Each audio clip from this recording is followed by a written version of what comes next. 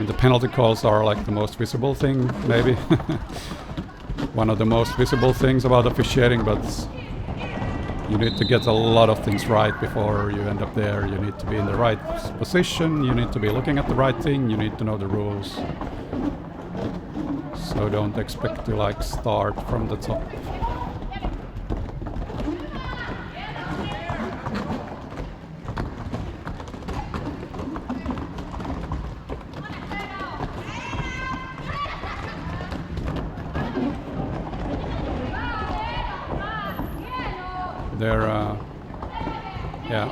I was looking at it, and apparently, well, clearly there was contact high to a green skater, but as the like brunt of the hit was to the body, that's what I was focused on. So possible or maybe probable that I missed a high block there. At the same time, often it's really hard to know whether there's like whether the contact is caused by the recipient or not. So the reason a lot of high blocks are often missed is because we are like looking at the feet, we're looking at the body, where the main points of contact usually are. So then if there's like secondary contact high, or like also smaller contact high, it's kind of hard to be sure of whether it was caused by the recipient or the other party of the block.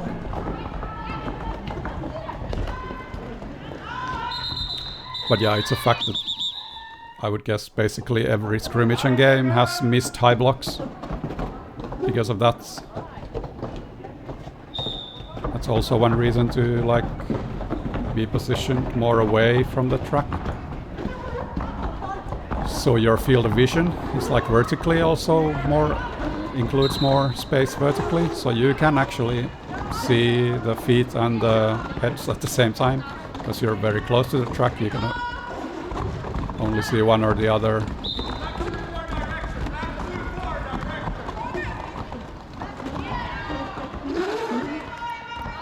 There's a rare penalty call, a direction penalty for a jammer. Well, maybe we can check what's going on.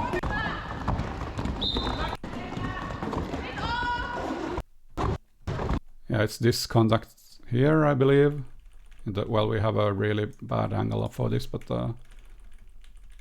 there's momentarily the black jammer is doing defense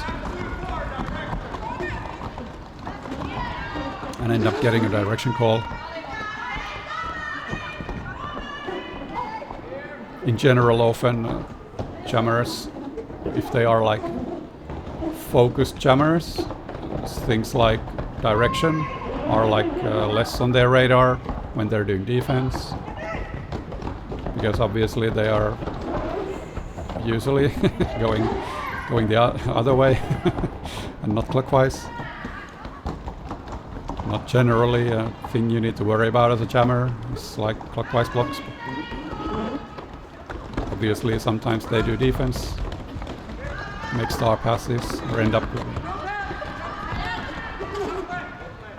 no pack out of play. Not sure the specifics of that was, but yeah, this is let's look at this thing all the way through. So here I'm not sure, it might be that the green jammer is not even out of bounds yet. Here actually you can see the front wheels being in the air thing that I've been like mentioning multiple times when they probably were not, but the green jammer is on their toe stops. I would say that they never were out of bounds at that point. And then this next block is initiated by this blocker with the golden helmet. So, and it's hard to tell whether the pivot has superior position at this point, but at least this black 7-0, they are behind, so the jammer is free to re-enter in front of this blocker. And does a very quick re-entry. Re-entry is here already, and re-entry is in front of this blocker, but as noted, well, my call was in real time as well, that this blocker did not have superior position, so no cut there. And the jammer referee is like looking at me like, help me out here. I was nodding like, okay, didn't see anything wrong there. At least to my eye there, quickly from the footage. Looked like the right call. But like really quick situations where a jammer or any skater going out of bounds, quickly re-entering. You need to quickly assess who the initiator was, who had superior position, who did they come in front of. So quite often you can catch yourself making small mistakes from footage. But that was not one of those times, at least not that clear to me that it was. Nice move by the green jammer. There's like, I don't think these hands by the green jammer are like using force or keeping them in bounds or like throwing the blocker out. I think they're mostly like just touching.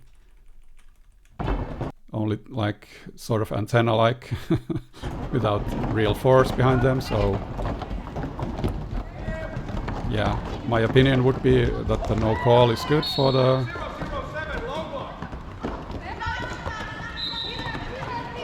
there's a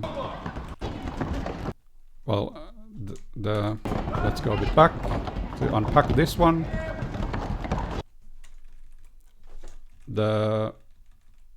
Here is the cause for the penalty. This contact low right here, which is deemed to cause the jammer going out of bounds here. And then the skater falls down, is out of bounds. So at this point the jammer re-enters, but the skater already or still out of bounds.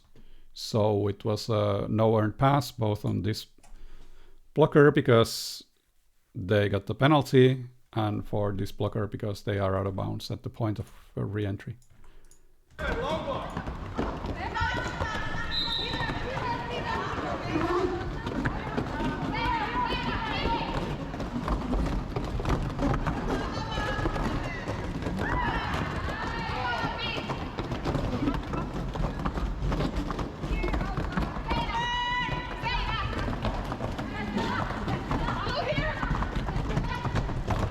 Here my call again is so green jammer. Well, not really my call because there's multiple, like 3 referees with a better angle on this one, but just giving my input out here. So green jammer coming into the back, and then there's this black 722 presenting an illegal target zone, contact to the back, but clearly initiated by the receiver. So no backblock there.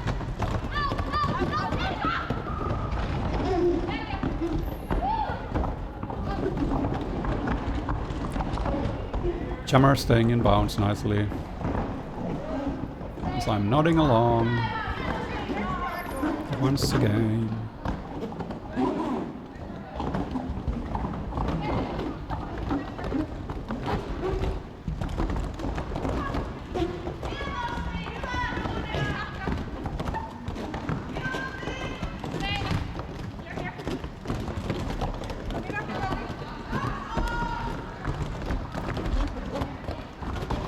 Hat on the ground recovered by the jammer. Always important to, like, when the hat is on the ground, to, well, firstly know who the jammer is, and secondly keep track of the original jammer because they are unmarked obviously at that point.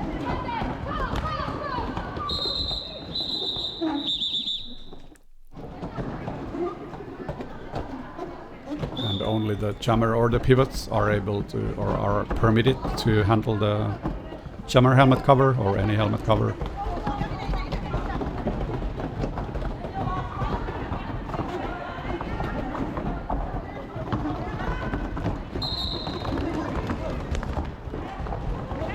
Nice quick pass on the outside, lead to Team Green.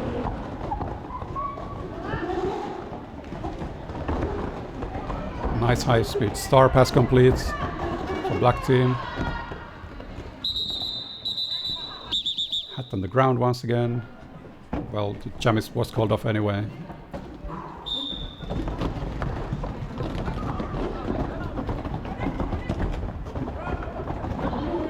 Looked like a good legal hit.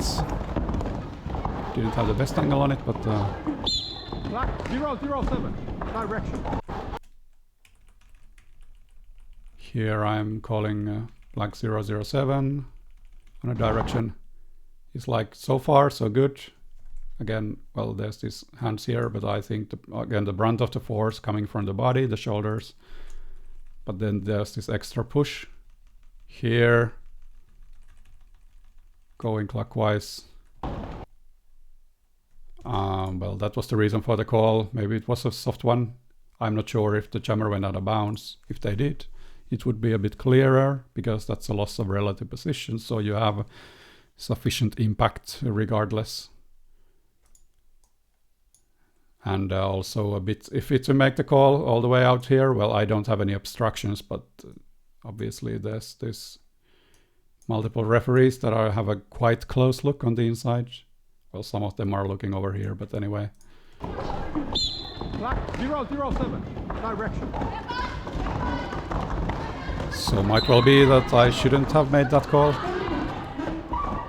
More apparent contact high, skater leaving the jam due to injury.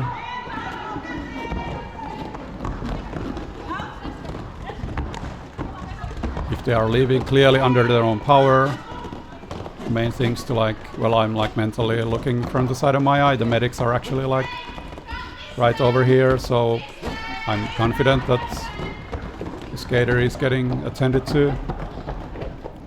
But the thing that you might need to worry about, if there's bleeding, contact high often can result in nosebleeds, for example. And if you see blood on the truck or on skater's equipment, then it's usually prudent to call off the jam immediately.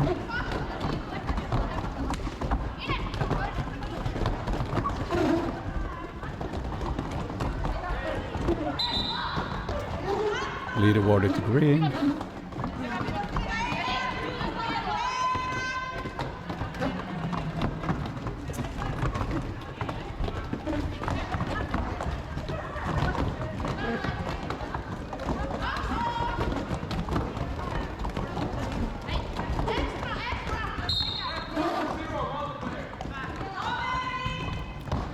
Multiplayer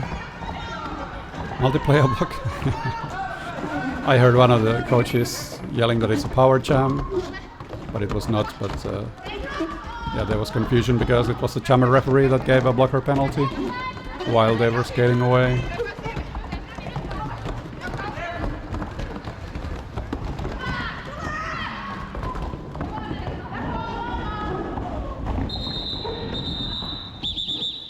Some hard hits at the end there.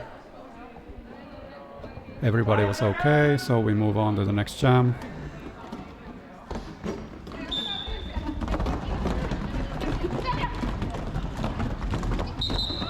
Some hand-on-hand fighting there. Not enough for a forearm call, to me. At least when it's like what I call like arm wrestling. There's like forearms fighting forearms. Often there it could be argued that like both parties are committing forearm fouls. Generally, what I tend to prefer at that point is to like not call anything unless there's like clear advantage gained. Some contact to the back there at the back of the pack, but nothing egregious.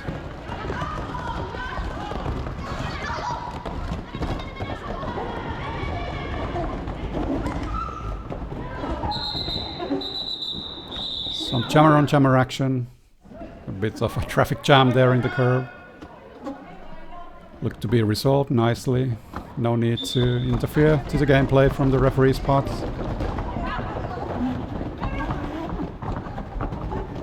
Looked to me that...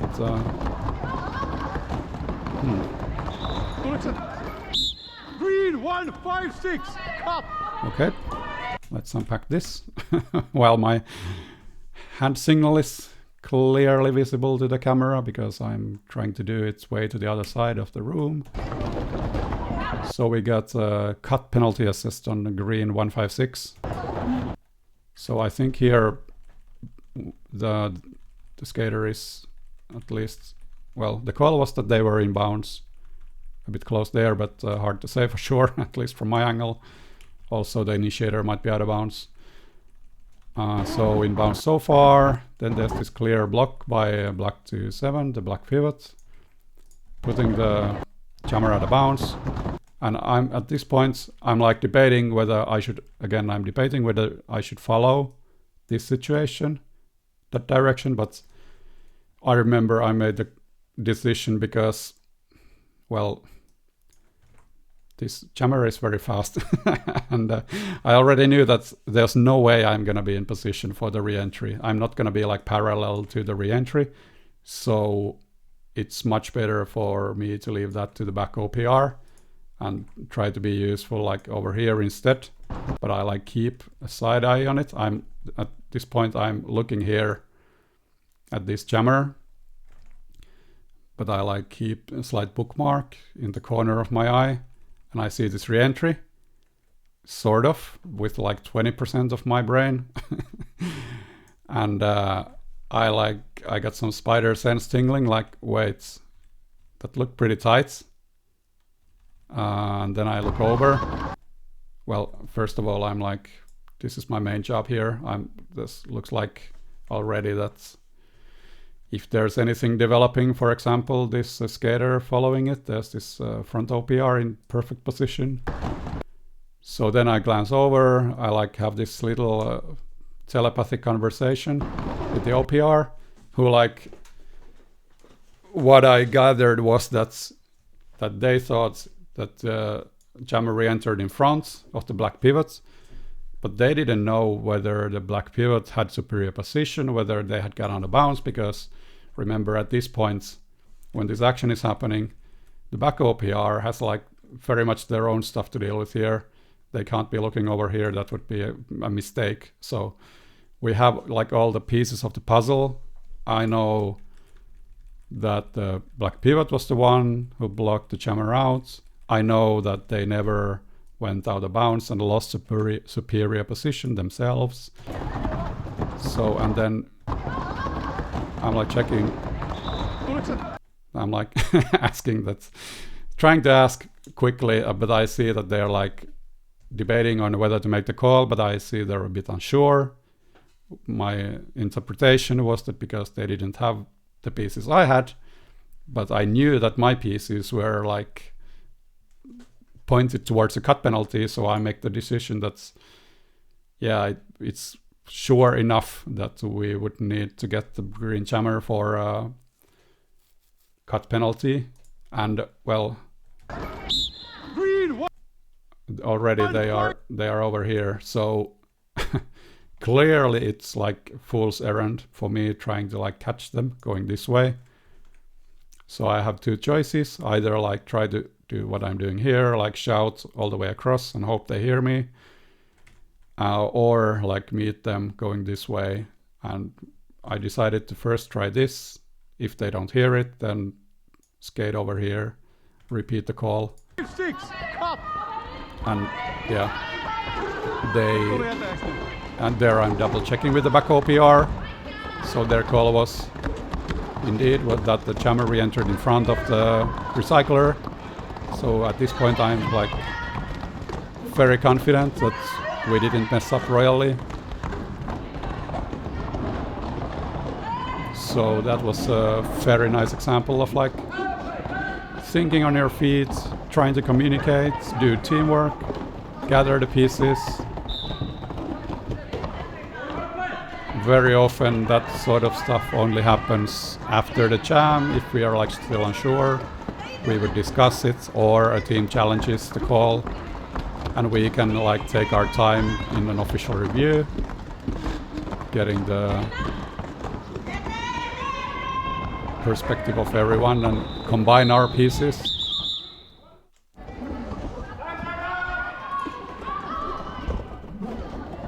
some confusion on whether there was the right personnel on the track for green team, but we end up with 4 blockers and 1 jammer, so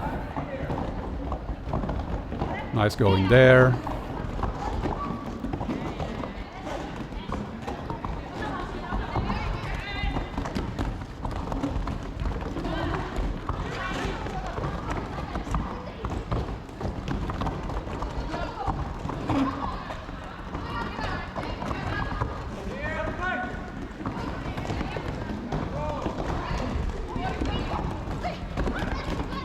Hard hits coming into the pack by the green jammer.